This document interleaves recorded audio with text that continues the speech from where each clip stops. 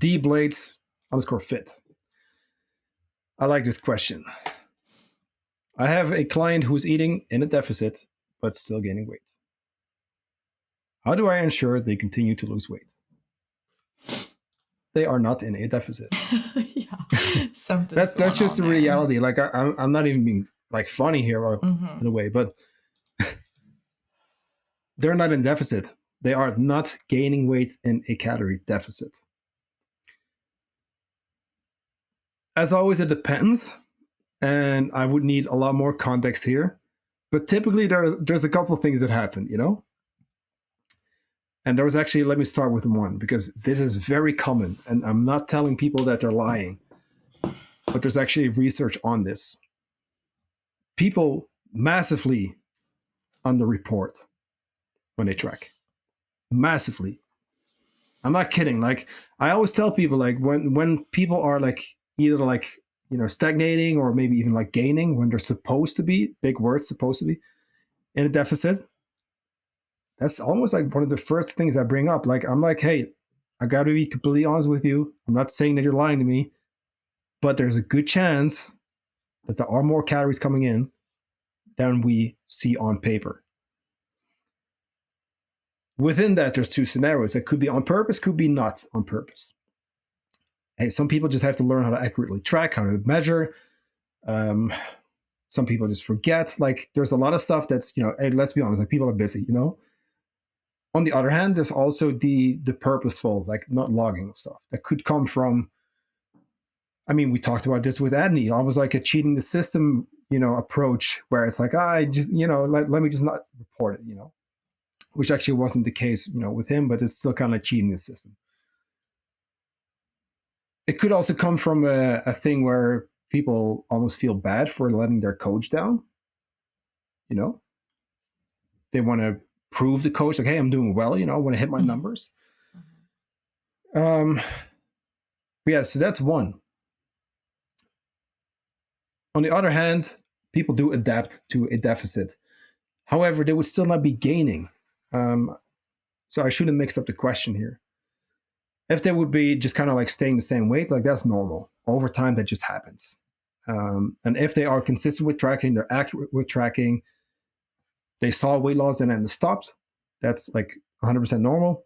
We would just have to adjust within context. We're not going to keep lowering calories, you know, over and over. But that basically is how it works. Now, if it's been a while, it's time to just go back to maintenance and focus on that, upregulating metabolism, possibly building some muscle, giving yourself that break to recover, to then maybe go into a cut maybe a couple of months after. That's another thing people don't want to hear, right? People don't want to be in maintenance for 3 months before continuing their cut. However, that is what's necessary.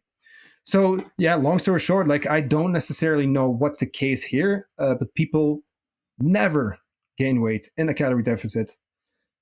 People could stay the same weight in a calorie deficit if there's some bloating or water retention, stress, whatever. And if anything, usually you just see slow down. But gaining, there's more calories coming in than we know, basically. Yeah, and it's a hard situation, honestly. Yeah. Because you have to have kind of a a relationship conversation in a way. Like, if I suspect that a client isn't being honest, like, I really want, like, first and foremost, it's really important right off the bat that you create a safe environment. Like, when I am onboarding somebody and I'm sending them their video, or like we're on the phone, I'm very upfront in saying, you have to understand that there's no judgment here. I need to know everything. If you overeat one day or anything like that, that's really, really important for me to know, so that we can, make the adjustments that we need to, or like talk through it, and like, so that you can get over stuff like this. Right. So I make it very known right from the beginning that there's literally no judgment. So but you need to communicate that as the coach. Like, you got to tell them, yes, like, yo, Yeah. So be open with me. you have to take Andy, for example, right? So Yeah. like this is a prime example of that where he was in a deficit with the old coach, but he was cheating the system where he was like binging and then he wasn't losing any weight. He potentially could have been gaining weight. And like it's because he didn't feel safe to tell that coach what was really going on. Yeah. Right.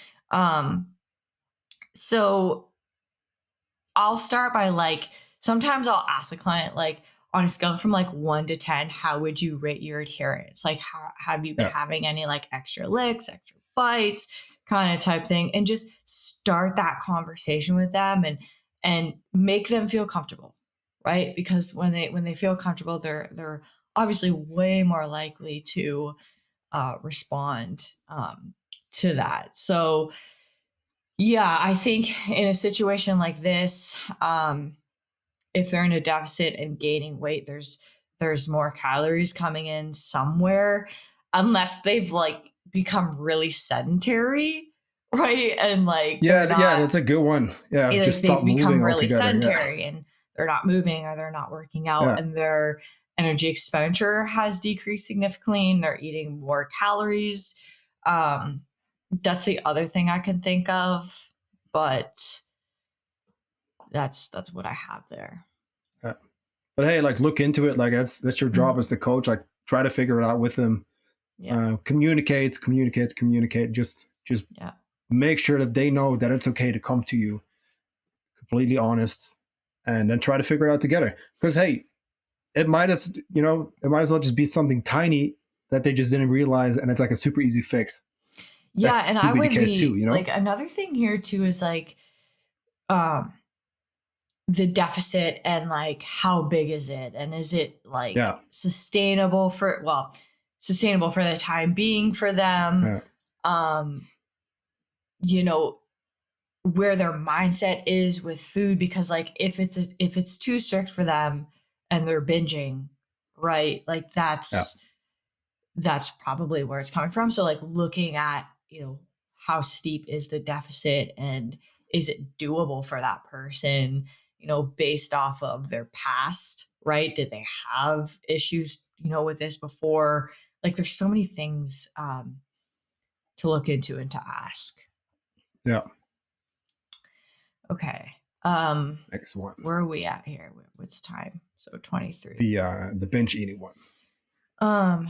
Okay, so what are some strategies to help with binge eating and to help get out of the dieting mindset? I almost didn't answer this question because binge eating is a complex thing that can be different based on the person. And what's causing it, what's triggering it. It could be a multitude of like different things triggering it. Cause like, for example, someone could have binging issue and it's the diet. Okay. So like their diet is just super unsustainable, right? And they're spinning their wheels because they can't stick to the diet. So it's like strict binge, strict binge, strict binge. So like taking a more sustainable approach can solve that, quite literally solve that problem. Like I've had clients come to me that are like, again, Andy's kind of one of them, right? The keto thing where we took him out of keto and there was other things affecting the binging too, but that was like a major one, right? So,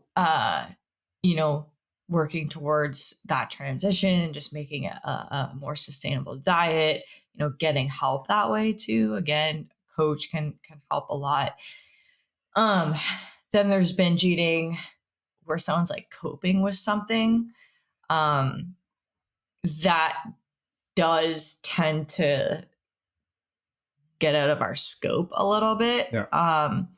Where like a therapist can help there as well if there's like past trauma and things like that, and it's kind of filling a void. Then sometimes it's like it's habit based. That's another one that people don't often think about, where like For example, I had a client who was like in the habit of when she was alone, she would binge, or like at night sitting in front of the TV, like something like that would create a binge, or like when she was bored, it would create a binge. So like getting out of a habit. Um, Yeah, people around you, environment, like there's so many factors, like it's yeah. hard to say. So like becoming aware of why this is happening is crucial. The Mm, awareness, right, of yeah. what is causing this, because each are going to have a different process and different solution um, based on that.